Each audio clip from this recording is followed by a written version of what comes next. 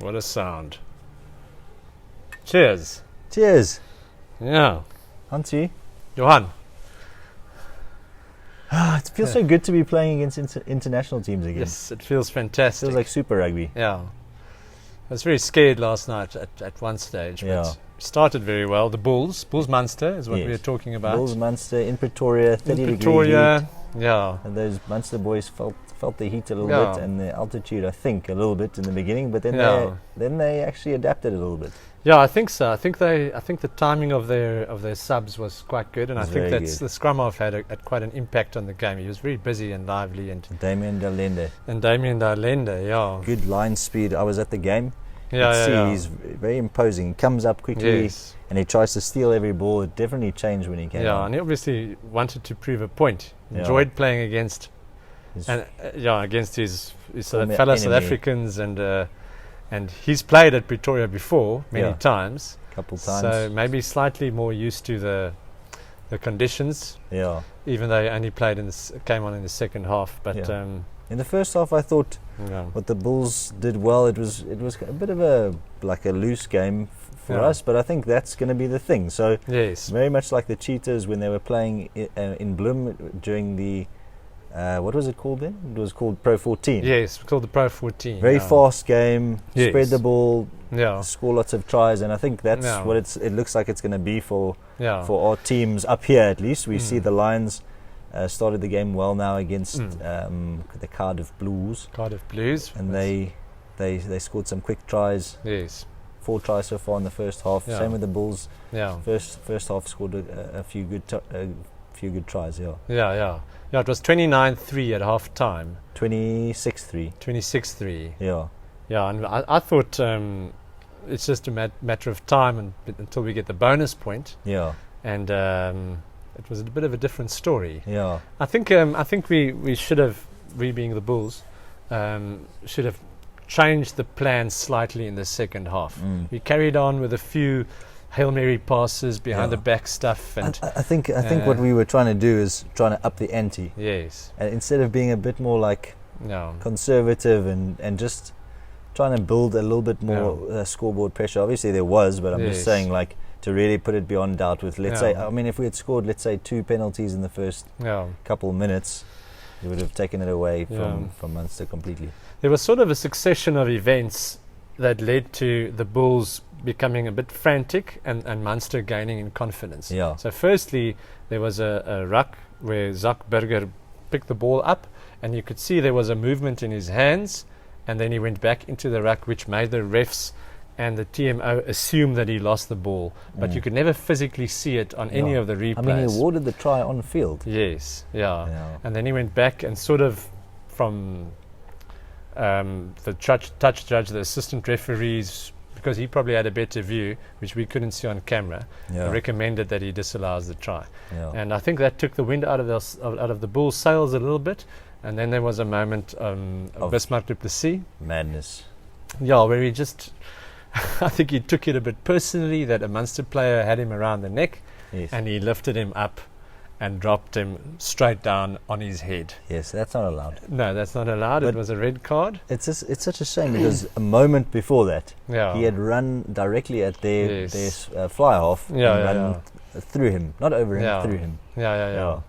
So that was unfortunate, but managed to hold on for the win. It would have been a great bonus point. Yeah, Munster's a great team. A fantastic team. Yeah. Without their Irish stars. Yeah. But very well coached, very well drilled. I mean, they played very well. I mean, they did it brilliantly to come back into the game and take it so close. Yeah, so much so that I left 5 minutes before the end of the game. Yeah. But players that stood out for me from the Bulls, I thought that Madosh Tambwe. Yeah, man of the match performance. Excellent. Very good. Loose trio was very good. Yeah. Alrich Louw better than Marcel Coetzee. Yeah. He must be a Springbok contender, no, surely. Definitely. And like you say, Alrich Louw, he's starting to grow into a better player, more aggressive and getting involved in the game. Arno Botha as well. Obviously, also had a bit of a fire in his belly as a former Munster player. Yes. I saw that Ulster beat Leinster, just to put that out there. I saw that, close game, but Yeah, a few interesting results.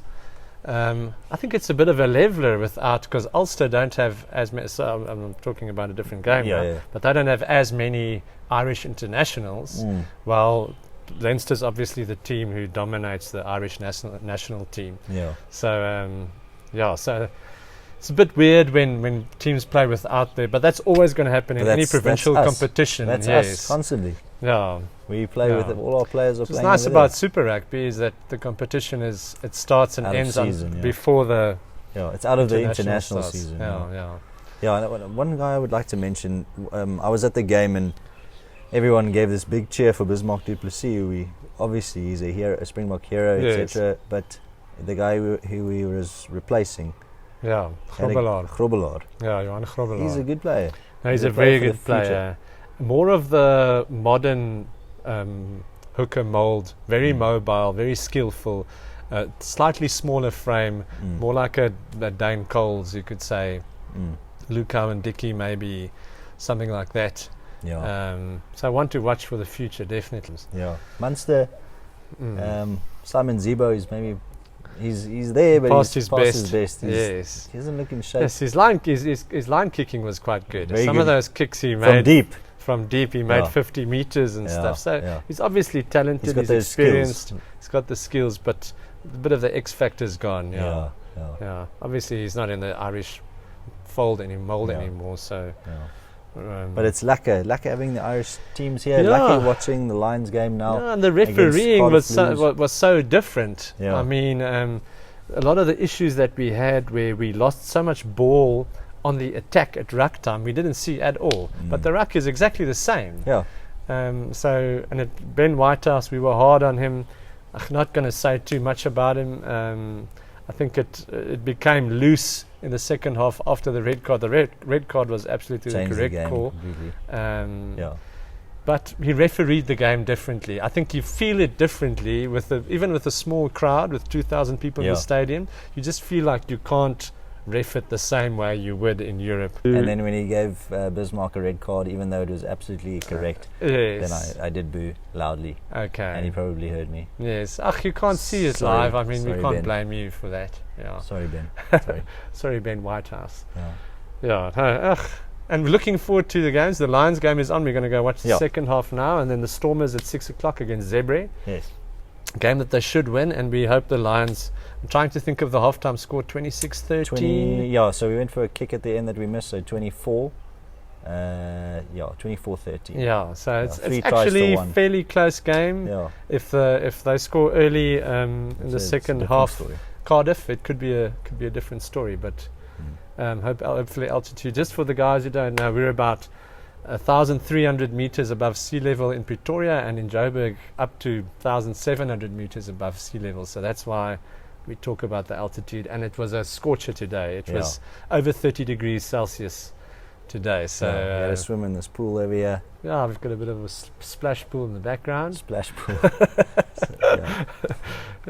Okay. Cheers. Cool.